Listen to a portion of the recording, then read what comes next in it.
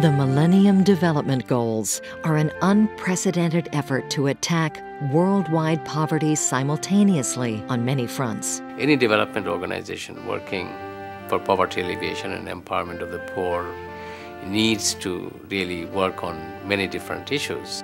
BRAC, formerly the Bangladesh Rural Advancement Committee, founded by Fazle Abed, has employed a multi-pronged strategy to attack poverty on a national level.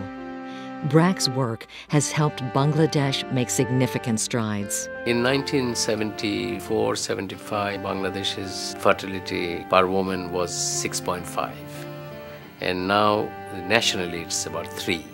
Life expectancy at birth in 1975 was 49, now it's 61. Abed shares BRAC's experience in tackling such goals as establishing universal primary education, promoting gender equality, reducing child mortality, improving maternal health, and alleviating poverty.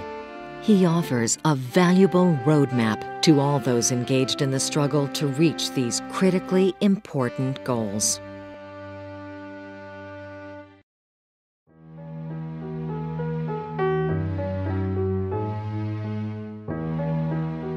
I think the Millennium Development Goal is a good goal to work towards.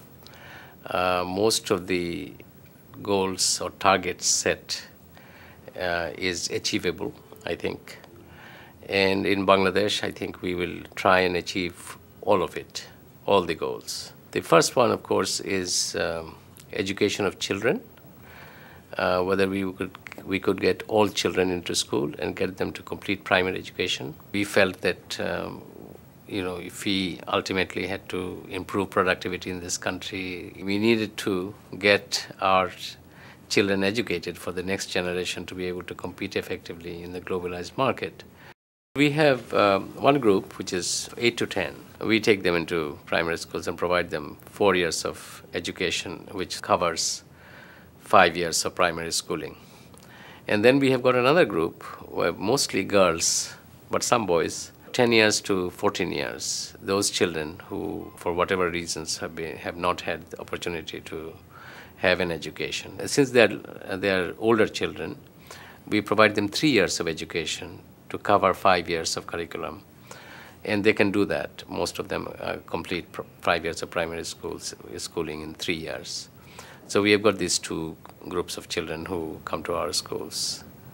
The reason for these schools are that there are many children who don't enroll themselves into any primary school. So we wanted to mop up these children who has never had an opportunity to go to a primary school. So that was one. And secondly, we also found there's a large number of children who went into a primary school, enrolled themselves, but then dropped out without any meaningful learning. So we felt that we also needed to provide them a second chance so that they have an access to education, at least primary level education. The reason we call our school system non-formal primary schools is because if we said they were primary schools, the government has got a particular rule as to how many classes you must have, how many teachers you must have, you must adopt the government curriculum. So we felt that we would be outside the government system. We wanted to experiment with new ways of teaching, learning. We needed to develop new curriculum, new materials. So we called our schools non-formal. But then if you look at the structure of our schools, they are more formal than the formal schools in the sense that the classes start, particular time is finishes, teachers come on time, there is a structure of teaching, learning. Subjects are taught every day. There are 270 days a year that the classes take place. In most government schools, probably in less than 200 days, classes are held. But we call it non-formal simply because we didn't want to abide by all the rules that is set for a primary school. We set up these schools in each village with 30 children and 1 teacher.